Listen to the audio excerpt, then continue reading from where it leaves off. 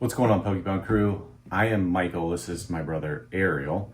We run Ted's Pokemon here in Norwood, Ohio. Today we wanted to just talk about a unique part of our Pokemon business that sets us apart from other Pokemon or TCG stores. Actually, the original part of our business, pawning, which is loaning, not just buying and selling. So when someone brings an item in, whether it's a gold bracelet or a Pokemon card, to get a loan, they have the opportunity to get it back. So we take a look at the item, evaluate it, tell them what we can do on a loan, and they would get up to 4 months to come back for it. Now, obviously, it's going to cost them interest and storage. That is set by the state of Ohio for us, and most other states it is state regulated in some way.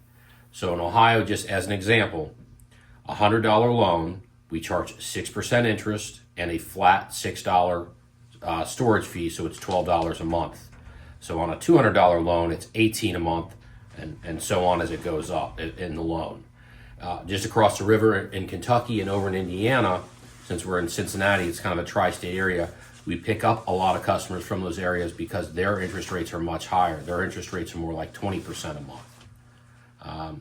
So is there anything you would like? You've done some loans for people before, so how did it go? Everybody's come back for their cards, so it's people that, want to go out and buy the new set, might not have the funds available at the time, so they're happy that they can get a loan on their cards and come back for them and didn't have to just sell their cards completely.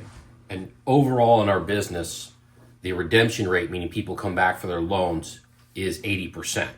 Up to 85. Up to 85, said Mr. C off camera. Mr. C off camera. Might ask you a couple questions here today. Okay. And that was what I wanted to touch on is also, while you may get up to 4 months, most people come back within the first month. This is not meant to be a long-term loan. They're short-term loans. Short-term loans. And it's not just people who get, loans to go buy more Pokemon, a new set or something. Sometimes you have a bill come up, an unexpected bill. I mean, anyone who owns a car knows sometimes you have an unexpected, like you popped a tire on a pothole or something like that.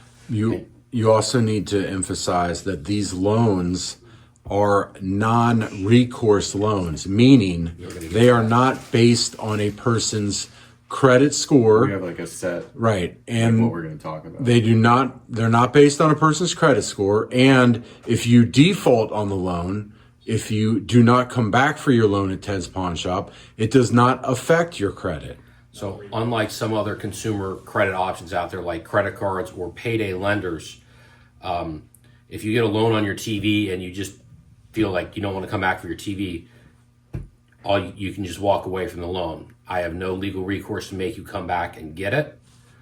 You can just walk away from it. It doesn't affect your credit. We don't send collectors after you or anything. It's on us. So it's actually the most ancient form of lending. Pawnbroking is probably 3,000 years old. That we know of. Yes. So it's collateral based. It's not based on anything else but the item that the person brings into the store. The collateral is based on that.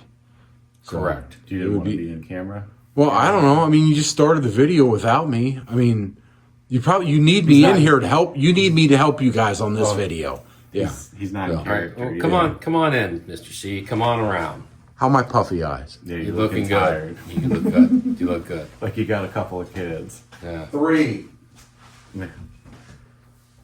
So non-recourse loans that we offer people. Another aspect that people use us for is a storage facility, actually, keeping valuables out of their home, away from relatives or whatever. But people use us as a storage facility as well, and it's safer than a bank here.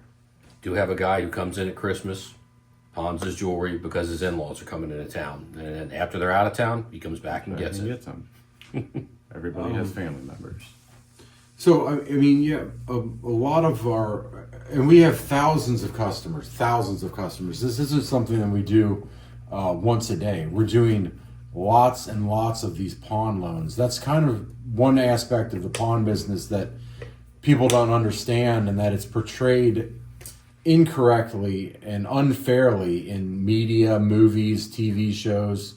Pawnbrokers provide a vital service to a sector of U.S. society that is either not banked, they don't have a banking or means of credit, or these people have what Ariel touched on earlier. Some people aren't independently wealthy. Some people don't have a savings account. Probably a large amount of Americans, I forget what the percentage is, sometimes live paycheck to paycheck. So that's where a pawn shop comes in. It's a form of banking for people who don't have access to credit. Now, there's a lot of stigmas, falsehoods about pawn shops, predatory lending. In every profession, there's crooked zebras, there's crooked lawyers, there's crooked doctors. Pawnbrokers provide an essential service to an underserved part of the population in the United States. It's been here forever. It's going to continue to be here forever. In good times and bad, pawn shops do a good business. But it's not what is portrayed in the movies, is what I'm saying, or in the media. Yes, people sometimes are down on their luck, but that's why we're here. That's why we're here. We actually help people every day through the service we provide, which is short-term collateral-based lending. And if it was a poorly run or skeevy business, we've been in business for 56 years, so you can't please everybody, but when you've been in business that long, you have to be doing something right. And we don't try to please everybody. But to touch on what Gabe was talking about, the vast majority of Americans are living paycheck to paycheck and cannot afford a sudden expense of $500 or more. They just don't have that tucked away because things are expensive. Look at where the price of gas, how volatile that is, how that's gone up. Other expenses that come up, unexpected medical bills that people have to deal with. Older people having to deal with, one thing we see a lot of older people when it's time to pay property taxes in our local area. They have to come and take out a loan because property taxes, they're probably paying more now in property taxes than their mortgage was when they first bought their house. Yeah. So it's not an easy economy that we're in for most people. Some people, hey, if you make enough money and you're independently wealthy, good for you, but just understand the vast majority of people, that is not reality. Oh, and for those people, we have lots of bargains on lots of good items, including Pokémon cards. So come on down here and spend your surplus wealth with Ted's Pawn. But don't waste your money. Right. Like John Matarese said. Getting back to the loaning part of it, we have every walk of life from every neighborhood in Cincinnati, from every demographic, from every economic spectrum that uses our services. You'd be surprised. We have people who are poor. We also have rich people who use our thing, who are cash poor, who have valuable assets, but it's an asset, it's not liquid. And then we have people in between. We have contractors that sometimes are trying to finish up a job and get paid, where they've had to come in and pawn a dump truck, other valuable tools, larger tools, so that they can make payroll, pay their employees, and then they get paid when they finish the job. So it's a service that the whole spectrum of the U.S. economy uses. Or they do a job for a big corporation, but that corporation who doesn't pay them for 90 days. Yeah. And they, in that 90 days, they still have to make payroll and they did the work. Right. And along the lines of another stereotype, with how regulated we are, when we take something in, we have to write down a description of the item, model numbers, serial numbers, if it's gold, the weight, how many diamonds, and we also ID the person. All of that information is sent to the police every day of what we took in, so that police can check that on stolen item reports. We also have to hold things if we buy things for 3 weeks before we can do anything, so that has a chance to go through the system. So thieves are dumb, but they're not dumb enough to come to a place where you get identified. And prosecuted. So that's the biggest falsehood about pawn shops, is that stolen property comes to pawn shops. I can tell you, because I've been keeping the records here for probably almost 26 years now on stolen property. Last year, I would say we've had probably, well, now including the binder single cards, which are hundreds of cards at a time, which is going to boost this number. 20,000 items we took in last year, zero came back stolen last year in 2025. So that number is going to be even statistically not even measurable, because Pokemon cards now, when you guys go through the binder for an hour, we talked about it last video, there's hundreds of cards in there. So we do thousands and thousands of items a year, and the math just does not support the false narrative and stereotype of pawn shops. So, but to tie it all back in, Someone's bitter about the binders, about as bitter as my coffee. but to tie it all back in, and then I got to go, do some stuff for the other part of the business here. But you guys have done and am offering loans on people's valuable Pokemon cards. So I think you should explain again how that works. Okay, so say... Thanks, everybody. And Poke Crew, have a great day. obviously, we're not going to loan you as much on a Pokemon card as we would buy on it. Lower end cards, we buy 50 to 60%. High end cards, we pay up to 80%. Mr. C just broke something. As far as loans, it would probably be more in the 40 to 60% range, 60% on a much higher end card. Now, just because somebody runs into a tight spot doesn't mean they should have to sell their prize card to get it, to take care of whatever bill came up. That is where we come in. So you would bring in your card, we would make you an offer, we hand you the cash. Let's say it's a card you needed $250. What is it? Is that 27 a month? I can't remember. Let's just go with Okay. what did you say? Sorry. I was like, $200 a month. $200, It's 18 per okay. month. It's easier Yeah, to do all that. right. Yeah. Sorry, that would have been less. I think it was 21 a month, but 18. So let's say $200 loan, 18 a month. You come back within the 30 days. So for using my $200, you pay me back 18, and you get your $400 card back.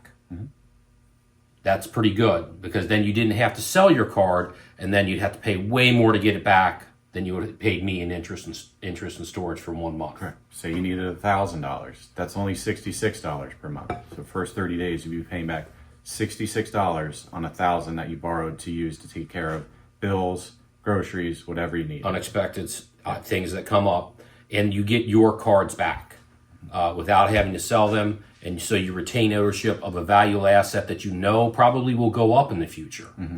And some people have taken advantage of that, and the vast majority of them have come back, especially the more expensive. Like, it's no different than jewelry. The more expensive an item is, the more likely it is 100% certain you're going to come back for it. And that's okay. That's what it's meant to. That's what it's meant to be. That's why we give people longer on loans too. Is we want you to come back for your stuff. You get your stuff back. You're happy. We made interest, so we're happy. And maybe down the line, you'll come back and think of us if you need another loan. Or a lot of times what has happened is sometimes people just in between jobs have gotten a loan from us, came back, got their items, were happy. And so some of them have turned into our best retail customers because they've gotten to a more economic, stable situation. And, they'll come back and buy from us, whether it's jewelry or tools or something else, because they know that they had a good experience here when they were down on their luck a little bit. And Mr. C is getting into character off camera. Here we go. Mr. C's in character now. Oh, no. Just wanted to bring the earring in and tell all you people out there, it's my style. Don't mess with it. Don't mess with it. And yeah, maybe later there'll be a video posted of Mr. C in the gym with this outfit on and style. Oh my goodness. Can you edit this part out? I might edit that part out. I think. But one more thing. Just we are in Ohio. We are a financial institution because we're under the regulation of the Division of Financial Institutions. And unlike banks and credit card companies, that if they make a bad loan, the taxpayer ends up bailing them out. Like happened in 2008. If I make a bad loan, if I don't catch a fake card or a fake gold bracelet, that's on me. That's not on anybody else. So it's not a very easy business to be in. You have to know what you're doing, whether it's with Pokemon cards or anything else. But we take the risk. So therefore if there's profit to be made, we do get the profit. And, a lot of you are going to argue that, your annual percentage rate is so high. It's not meant to be an annual loan. Once again, it's supposed to be a short-term loan, which you cannot get that at most banks. So, anything else? That's it. All right, thanks, Poke Crew. That was a weird one with Mr. C coming in. That was a weird thanks Pokey Crew at the end. No, it wasn't. No, his voice there. Thanks Pokey Crew. The Mr. C is going to be awesome. That will get people mad.